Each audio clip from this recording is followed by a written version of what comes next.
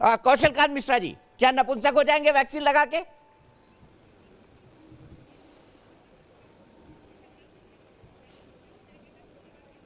देखिए, ये दीपक जी, ये बहुत ही अनसाइंटिफिक और बेकार की बात है। इसके बारे में तो डिस्कस करना भी बेकार है। और जो मेरे से पहले शायद तहसीन पूनावाला जी बोल रहे थे, उन्होंने 100 गलतियां गिना दी, तो उसमें एक फिल्मी डायलॉग नहीं सुना आपने, दूसरों के पाप गिनाने से आपके अपने पाप कम नहीं हो जाते। अगर किसी ने गलत कहा है तो इसका मतलब आप उसका जवाब गलत करके देंगे।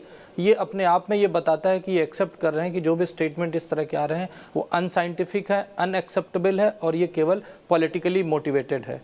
दीपक जी, एक चीज़ समझ लीजिए कि वैक्सीन इज साइंस, और ये जो लोग बैठे हुए हैं ये सब हैं पॉलिटिकल वाले। तो ये वैक्सीन की साइंस ना होकर के ये पॉलिटिकल साइंस हो रही है और इसके ऊपर पूरा पॉलिटिकल एक्सपीरियंस चल रहा है। हर आदमी शुरू से लेकर अभी तक, अगर वैक्सीन की हम पर्टिकुलरली बात करते हैं, मिश्रा सर ने साफ साफ समझाया, स्टेज 0 एक ट्रायल होता है जिसमें एनिमल्स और के ऊपर होता है, 1-2 सेफ्टी के लिए होते हैं और इम्यूनोजेनिसिटी के लिए होते हैं। इफिकेसी के ट्रायल की बात हो रही थी जो पूरी तरह से कंप्लीट नहीं था, जिसमें कि 23,000 लोगों का ट्रायल हो चुका था, 3-3.5 हजार लोगों का भी बचा हुआ था, क्योंकि इन्होंने अपना सैंपल साइज जो 26,000 का बताया था।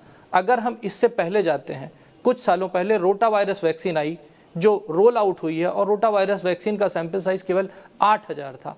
तो एक तरफ 8,000 की वैक्सीन को हम एक्सेप्ट कर रहे हैं और ग्लोबली लग रही है, और एक तरफ हम 23,000 के सैंपल साइज को हम निगेट करके उस पर पॉलिटिक्स कर रहे हैं। ये एक साइंटिफिक डिबेट है, साइंटिफिक डिस्कशन है। मेरा ये मानना है कि अगर जो साइंस की अथॉरिटीज़ हैं हमारे देश की, उन्होंने किसी वैक्सीन को ओके किया है तो हमें उसके ऊपर कोई डाउट नहीं करना चाहिए। और वैक्सीन जो होती है वो किसी पॉलिटिकल पार्टी या किसी पॉलिटिकल नुमाइंदे की नहीं होती है, ये हमेशा सरकार की होती है, और सरकार हमारे देश में एक है, वो भारत सरकार है।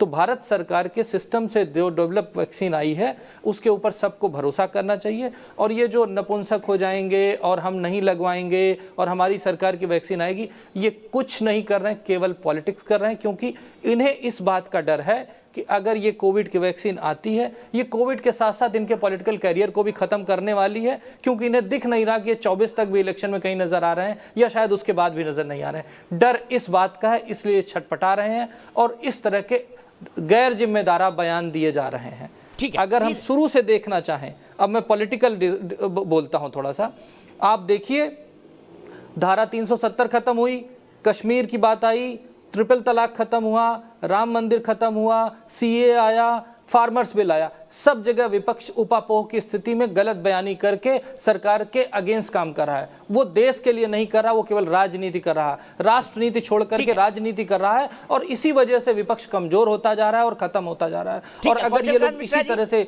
गैर जिम्मेदारा बयान देते रहे तो मुझे नहीं लगता कि ये 24 के इलेक्शन में भी इनका यही हाल होने वाला है। यहीं से हम बहस को खोलूंगा। आपने बहुत वैलिड पॉइंट उठाए, क्या विपक्ष उहापोह में